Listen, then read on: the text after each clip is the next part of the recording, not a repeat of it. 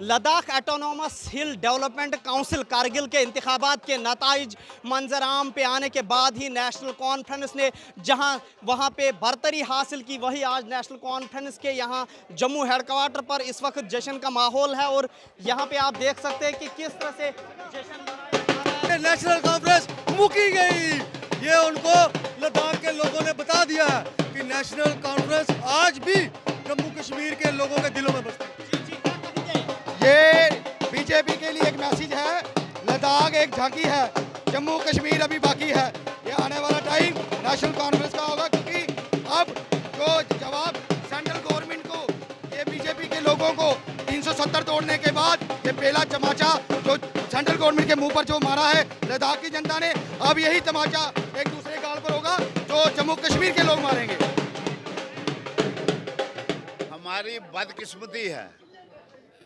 बदकिस्मती है कि हमारी रियासत के दो टोटे किए गए। हमारी रियासत जो है बहुत बड़ी रियासत थी, प्रिंसली स्टेट थी, महाराजा साहब की रियासत थी। इन्होंने देश के ताज के दो टोटे कर दिए। मैंने तो सुना है कि ताज के कोई दो टोटे नहीं करता। आप मोटरसाइकिल चलाते हैं, सरकार मजबूरी से आपको कहती है आप हेलमेट जरूर लगाओ, आपका एक्सीडेंट हो जाएगा। हमारा एक्सीडेंट क्यों होना? हमको तो बीजेपी ने सिर पे जैसे जम्मू कश्मीर के लोगों को हथौड़ा मार के दो हिस्से कर दिए।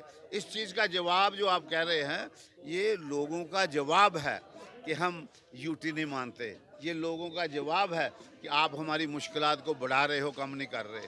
और आने वाले वक्त में आप देखेंगे हमारा जो है झंडा परचम जो है और ऊंचा होगा। लोगों को जिस ढंग से भाजपा ने तंग किया, टैक्स वसूलने वाला प्रशासन दिया, बेरोजगारों को रोजगार नहीं दिया, रियासत के टुकड़े कर दिए, और जो करगिल और लद्दाख को ये यूटी बना के बड़ी पीठ थपथपाते थे, बड़ा अच्छा एमपी है, आज उनका घरों से निकलना मुश्किल हो गया। वो स्टेट लेजिस्लेटर की मांग करते हैं, और मैं समझता हूँ जो राहुल गांधी जी की भारत जोड़ो यात्रा थी, ये उसी का असर है। ये श्रेय राहुल गांधी पे जाता था, जिनके माध्यम से आज लोगों ने सेकुलर फोर्सेस की ताकत को मजबूत किया, इंडिया के गठबंधन को ताकत दी, और ऐसा ही गठबंधन पूरे दुनिया में, पूरे हिंदुस्तान में कैसे अब ये बैठेगा भी नहीं, आप खड़े भी नहीं दिखाई देंगे।